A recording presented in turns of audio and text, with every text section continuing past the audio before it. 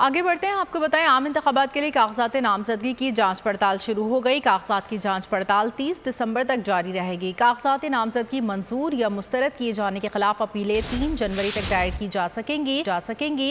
इन अपीलों पर इंतखाबी ट्रिब्यूनल 10 जनवरी तक फैसला करेंगे। आम इंतखाबात के लिए कागजात नामजदगी की जांच पड़ताल मरहला 30 दिसंबर तक जारी रहेगा। उम्मीदवार अपने कागजात नामजदगी 12 जनवरी तक वापस ले सकेंगे।